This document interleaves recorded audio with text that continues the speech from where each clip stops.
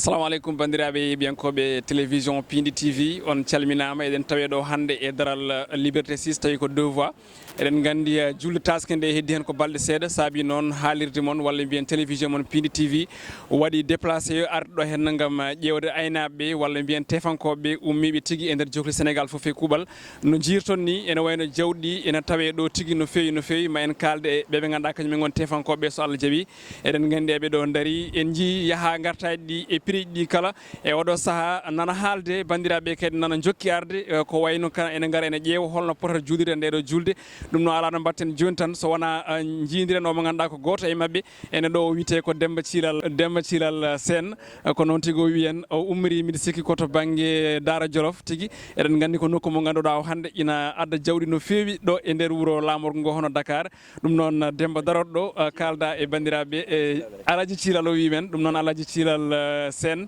on gummima ha Daara Jolof o saaha oɗon tawe ɗo hen e wuuro lamorgo ngo Dakar ɗo hen e deux voies woni Liberté 6 holko mbawɗa haaldude e bandiraɓe yeeɓiyankoɓe ayaw télévision Piindi TV.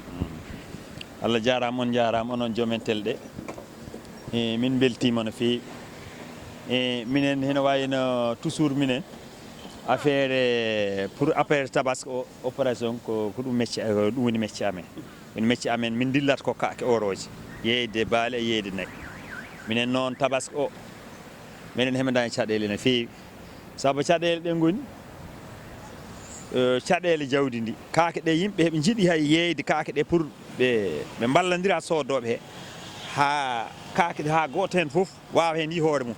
is kaake ɗe guura kaake ɗe ne saaɗi hene saaɗi auto ɗi ne caaɗi saabu ɗo sac goƴƴo ɗo han ko ujunere jarata ɗo kan ɗum tan ñam min ta ngol pinɗa foof ko peɗata ɗo ko hen ɗum yaltata kaake joni to banggue nden keɗen gandi daraɗe so tawi julde nde fandima ene wayno ene heewa ko fate banggue guykaji ko holno gonirɗon ɗo jamma e ñalawma to banggue nden kaka beele oɗon keeɓa ballal ummorade e laamu ngu Allah ene wawi hekkata ɗum science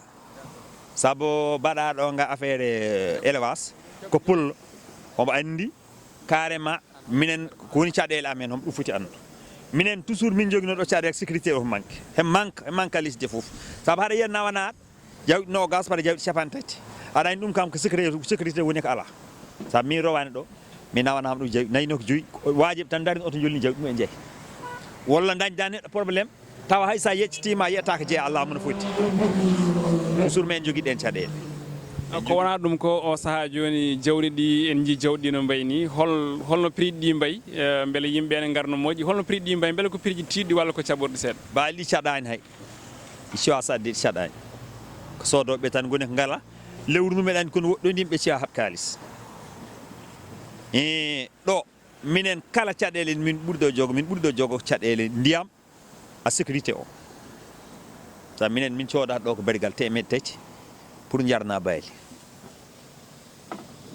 ko holko mbi toon jagorɗo nana haali mbiɗa ko Samba Ndioben ka eɗen gandi kadi ko toon o jeeya to diwan meɗen Jolof ko holɗum mbi toon mo to banggue ɗeɗo caɗele ɗe kalɗa hol ballal ngal ñagoto ɗon mo kanko minen mi dal ko yo wallu amen sécurité o yo mot yo wallu amen min da e ndiyam kaake ɗe jarna kala neɗɗo wawi woni ndiyam taw ɗum ɗo c'est tellement ɗini joga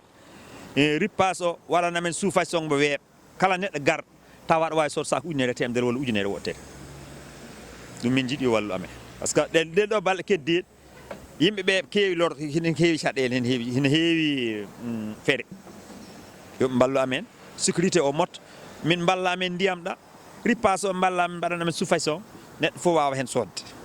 hen sahaji so tawi julde nde heddima balɗe seeɗa ene yiiye wonde ɓeɓe ganduɗa ko sodoɓeɓe ene mbiya aynaɓeɓe walla tefankoɓeɓe ɓeydi prix ɗi holko mbaɗa laɓɓina hen bandiraɓe beele sabotoɗon ɓeyde ko serde guura ka walla ko serde transport o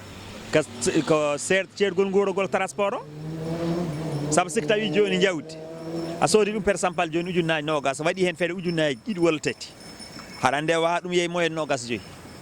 woni probléme o ceergol kaake ngol kala no ɓesdugol ngol kaake ɗe feere ɗe mbayno ko ɗum feere ɗe keewi noon Allah jarama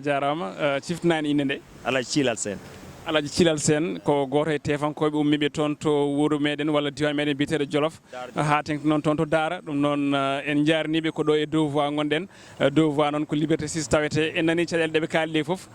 ko wona ɗum ko to banggue kamɓe sodoɓeɓe ɓe garani taw e wiide makko beele ko Sénégal naɓe ko cuuɓi ko waɗi ɗum woni ko fate banggue lelde arde ha tengti acca ha ko wiyete dernier minute walla ko wasde kalis nde no wiiri sababu lewru ndu koko woɗɗoyi hay so tawi joni kam gonɗen koye daruɗo lewru ɗum noon so tawi wona ɗum goɗɗum holko teski ɗon to banggue tendance est ce que yimɓe payi koye jawɗi tokosɗi ɗi walla ɓe ɓuuri wawde yeyetade ko jawɗi mawɗi ɗi ko jawɗi mawɗi ɓuuri heew sodde kono noon jawɗi mawɗi ɗi heeɗi jogui mankane feewi kewani jawɗi tokosɗi ɗi ɓuuri ɗo heew yeeye tan que dernier mois o ñande jeenayyi walla jeetati joni o saaha ko hol prix ɗi ganduɗa ɗi nana e jeere mon he nana e daare mon he beele aɗa wawi haalde ɗum bandiraɓe ɗo ala ko ala ɗo jawdi sappo e jeetati hen ɗo jawdi nogas hen ɗo